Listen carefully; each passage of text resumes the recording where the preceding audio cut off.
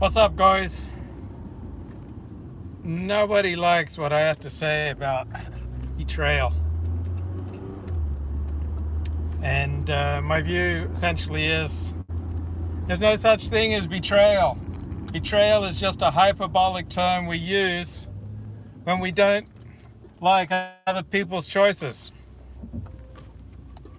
That's what betrayal means, when other people act in a way that we don't like and do not expect.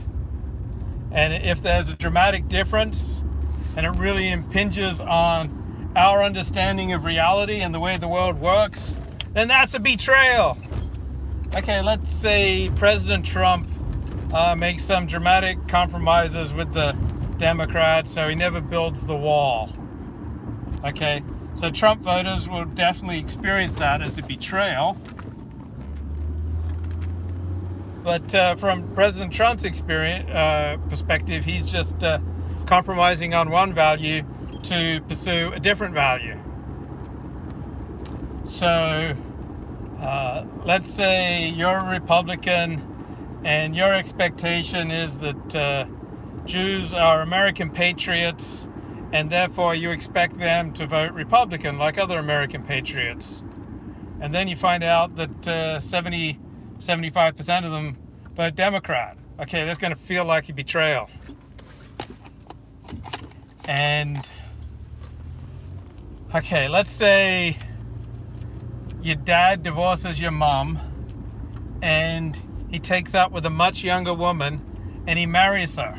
Okay, most kids, if their dad divorces their mom, they're going to shun their father. Okay? And it doesn't really matter. It doesn't really matter if mom's an alcoholic, if mom is mentally ill, mom was the one who pushed for the divorce. If dad takes up with a younger woman, they're going to shun him. I see this time and time again. Parents get divorced, and then the dad remarries, and the kids just shun him. Or, let's say the dad dies in a tragic accident, say on 9/11.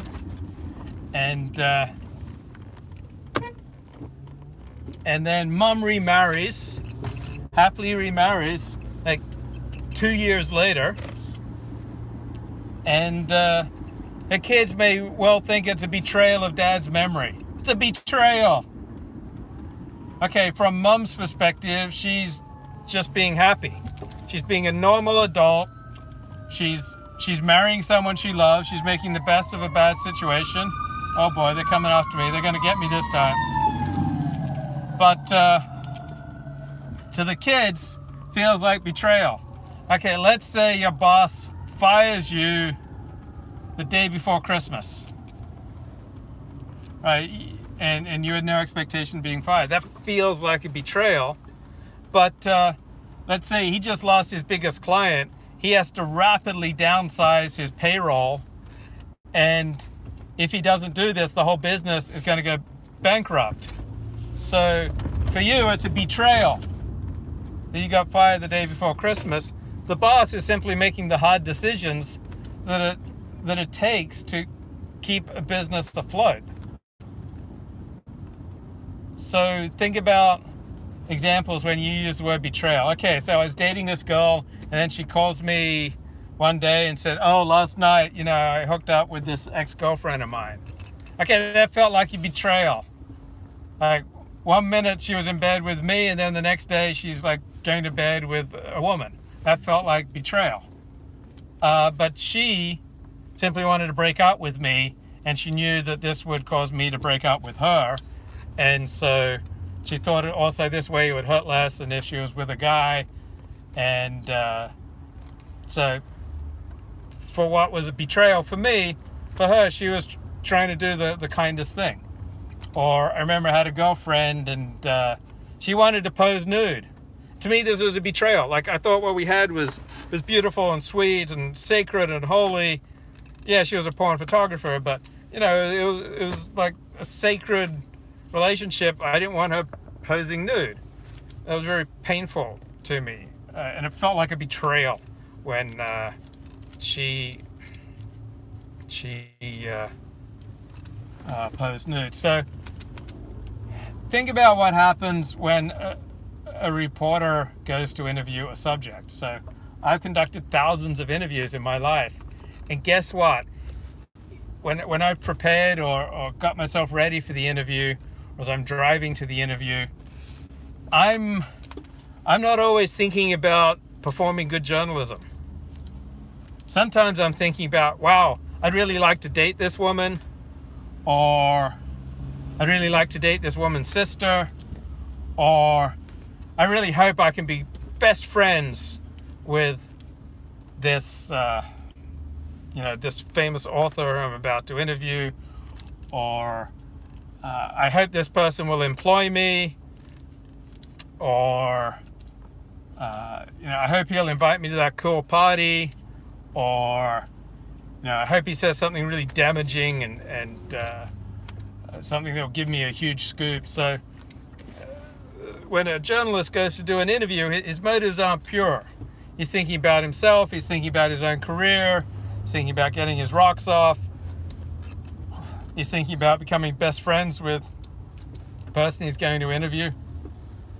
And typically, like, all those things are going through your head, and what generally will keep a journalist on the straight and narrow is that he has a boss. He has an employer. And who would have thought, but a bunch of police are outside the bus station? Never would have expected that. I thought diversity was our strength. So 90% of the people who ride public transportation in Los Angeles are non-white. So the journalist-subject relationships, particularly fraught. So journalistic ethics don't really mean much, because where are your primary ethical obligations as a journalist? Are they to your readers? Are they to your employers? Are they to your advertisers? Are they to your subjects? Are they to your profession? There are so many conflicts of interest in reporting that journalistic ethics don't necessarily mean a whole heck of a lot. Normally, for example, a doctor's ethical obligations are to the patient, and a lawyer's ethical obligations are to his client and to the court. So the journalist just has so many competing obligations that making a journalistic code of ethics doesn't have the same meaning as making a code of ethics for doctors. And then think about the embedded researcher.